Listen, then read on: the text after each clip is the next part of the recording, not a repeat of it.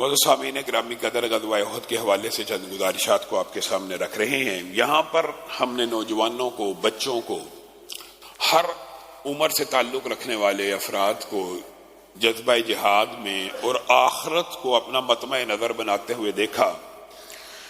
انہی میں سے دو بڑی ادھیڑ عمر کے بزرگ بھی شامل تھے، حضرت حذیفہ کے والد ابو حذیفہ بن یمان اور ثابت بن بخش۔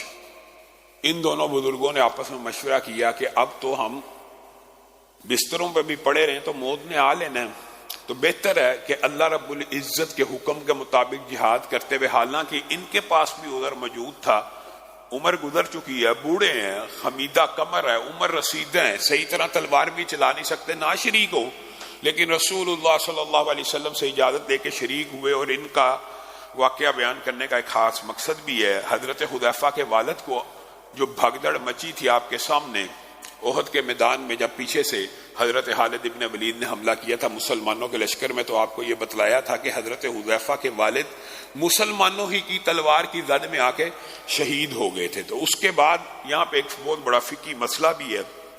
رسول اللہ صلی اللہ علیہ وسلم نے حضرت حذیفہ کو کہا تھا کہ آپ نے باپ کا کی جو دیت ہے وہ مسلمانوں کی طرف سے بیت المال سے ادا کی جاتی ہے، آپ لے لیں۔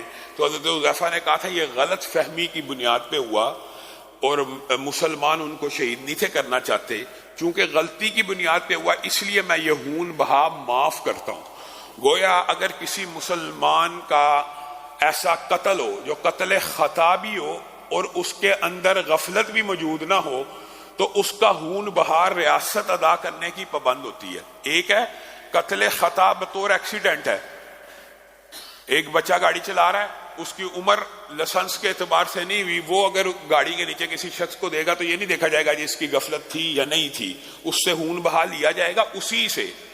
اور اگر اس کے پاس نہ ہو تو پھر ریاست اور اس کے کنبے قبیلے والے خون بہا ادا کریں گے۔ لیکن یہاں پہ مسئلہ یہ ہے کہ یہاں پر قطعی طور پہ کوئی غفلت نہیں ہے، اور بالکل خطا بھی ایسی ہے کہ دشمن سمجھ کے یا پہچانتے نہ ہوئے یہ حملہ کیا گیا۔ اس لیے رسول اللہ صلی اللہ علیہ وسلم نے ان مسلمانوں سے خون بہا کا مطالبہ نہیں کیا، بلکہ کیا ریاست اس کا خون بہا ادا کرتی ہے، آپ لے لیں۔ تو حضرت حذیفہ نے یہاں پہ وہ خون بہا بھی معاف کیا، اور ثابت بن بخش بھی اس مارکے میں شہید ہو گئے۔ غزوہ احد کے اندر ایک دو اور واقعات بھی ایسے ہوئے۔ ایک تو ابو عزہ جہمی کا جو واقعہ میں نے بدر میں آپ کے سامنے رکھا تھا کہ رسول اللہ صلی اللہ علیہ وسلم نے اس شاعر کو چھوڑ دیا تھا، معاف کر دیا تھا، لیکن یہ شخص احد کے میدان میں دوبارہ آیا اور رسول اللہ صلی اللہ علیہ وسلم کے خلاف، مسلمانوں کے لشکر کے خلاف دوبارہ شاعری کرنے لگا۔ یہ رسول اللہ صلی اللہ علیہ وسلم کے ہاتھ جب احد کے مارکے کے بعد لگا تو اس نے پھر رسول اللہ صلی اللہ علیہ وسلم کے سامنے اسی طرح کے اشعار پڑھنا شروع کر دی، آپ کی تعریف کرنا شروع کر دی۔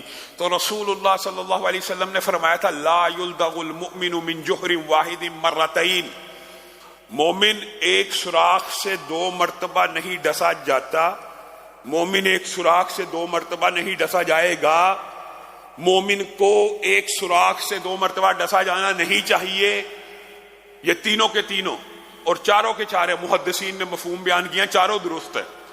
مومن ایک سوراخ سے دو مرتبہ نہیں ڈسا جاتا، اس کو نہیں ڈسا جانا چاہیے اور نہیں ڈسا جائے گا۔